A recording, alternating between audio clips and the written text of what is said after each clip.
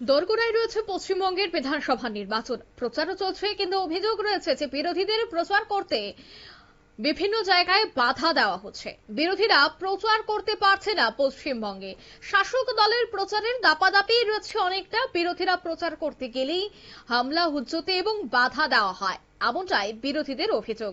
আরো একবার অভিযোগ উঠে এলো যে ইউপির পক্ষ থেকে, যেখানে নন্দীগ্রামে তারা প্রচার করছিল, কিন্তু প্রার্থীর প্রচার মিছিল আটকানো হয়, আটকে দেয় পুলিশ। জানা গেছে নন্দীগ্রামের যে ইউপি প্রার্থী শহীদুল হকের সমর্থনে নন্দীগ্রামের হরিপুর থেকে নন্দীগ্রাম বাসস্ট্যান্ড পর্যন্ত জনসংযোগ এবং টোটো র্যালি শুরু হয়। হরিপুর থেকে 500 মিটার যাওয়ার পরেই দেখা গেছে যে ইউপি প্রার্থী শহীদুল হককে প্রশাসনের পক্ষ থেকে আটকে দেওয়া হয়।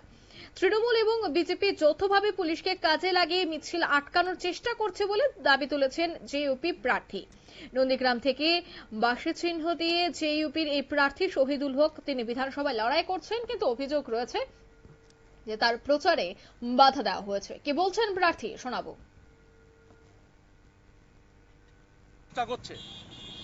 ভাবছে যে আম জনতা উন্নয়ন পার্টির মিছিল যদি আটকে দেওয়া যায় তাহলে নন্দীগ্রামের মানুষ মনে হয় আর আম জনতা পার্টিতে ভোট দেবে না। এটাই হচ্ছে তৃণমূল কংগ্রেসের চিন্তা ভাবনা, যে কারণে শেষমেশ পুলিশকে এবং প্রশাসনকে কাজে লাগিয়ে আমাদের এই মিছিল আটকানোর চেষ্টা করছে। কারা করছে? তৃণমূল কংগ্রেস পুলিশকে দিয়ে করছে। কিন্তু এই মিছিল আটকে মানুষের ভোট দেওয়া থেকে বিরত রাখতে পারবে না, কারণ নন্দীগ্রামের মানুষ পরিবর্তন চাইছে। নন্দীগ্রামের মানুষ বাঁশি চিহ্নে ভোট দিয়ে পরিবর্তন আনবে। মিছিল আটকে দিয়ে কোনো রকম লাভ তৃণমূল কংগ্রেসের এবং বিজেপির হবে না। তৃণমূল কংগ্রেস এবং বিজেপি যৌথভাবে পুলিশকে কাজে লাগিয়ে আমাদের এই মিছিল আটকানোর চেষ্টা করছে। পারমিশন অবশ্যই করা হয়েছে, তারপরেও এই ঘটনা এখন তারা করছে, জোর জবরদস্তি করছে, পারমিশনের কাগজ দেখানো হচ্ছে। কি বলা হচ্ছে প্রশাসনের তরফ থেকে?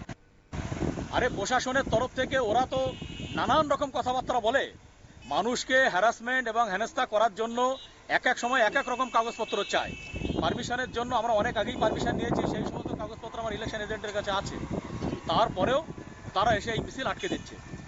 এখানে তৃণমূল নেতা, তৃণমূল সরকারের ঊর্ধ্বতন যারা কর্মচারী বা অফিসার আছে তাদেরকে দিয়ে এই ধরনের কাজ করানোর চেষ্টা করছে। আপনারা শুনলেন, এই অভিযোগ করলেন এবার প্রার্থী জাহিদুল হক। তিনি জানাচ্ছেন যে মিছিল আটকে দেওয়া হচ্ছে, প্রচার করতে দেওয়া হচ্ছে না এবং দুই দলের যোগ সাজসের অভিযোগ তিনি করলেন।